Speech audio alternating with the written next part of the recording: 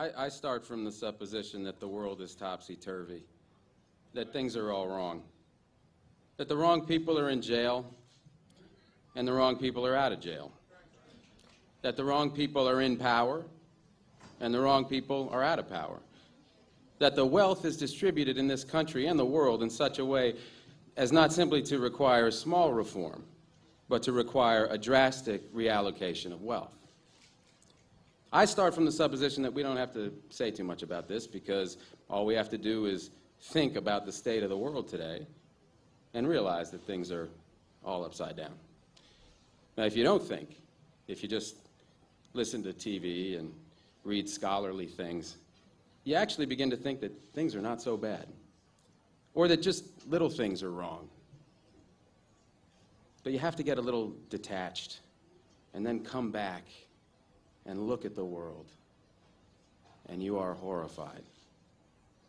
So we have to start from that supposition that things are really topsy-turvy. And our topic is topsy-turvy, civil disobedience. Now, as soon as you say the topic is civil disobedience, you're saying our problem is civil disobedience. That is not our problem. Our problem is civil obedience.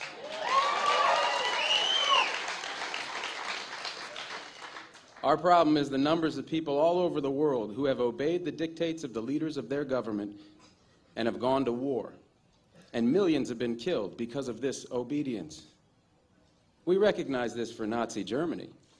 We know that the problem there was obedience, that the people obeyed Hitler. People obeyed. That was wrong. They should have challenged, and they should have resisted.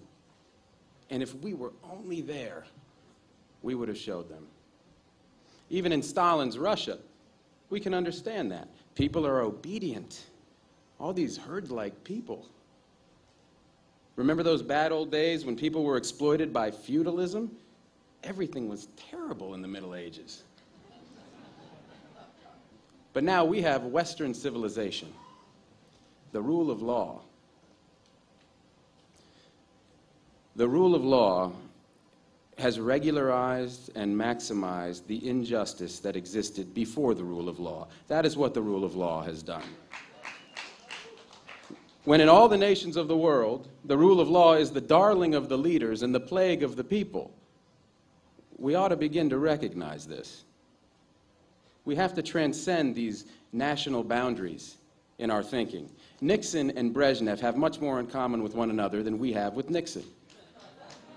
J. Edgar Hoover has far more in common with the head of the Soviet secret police than he has with us. It's the international dedication to law and order that binds the leaders of all countries in a comradely bond. That's why we're always so surprised when they get together. They smile, they shake hands, they smoke cigars. They really like one another, no matter what they say. What we are trying to do, I assume, is really to get back to the principles and aims and spirit of the Declaration of Independence. This spirit is resistance to illegitimate authority and to forces that deprive people of their life and liberty and right to pursue happiness. And therefore, under these conditions, it urges the right to alter or abolish their current form of government, and the stress had been on abolish.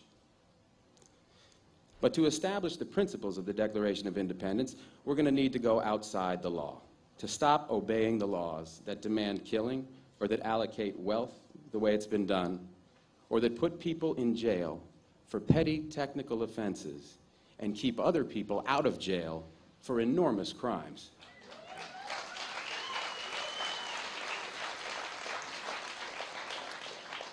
My hope is that this kind of spirit will take place not just in this country, but in other countries, because they all need it.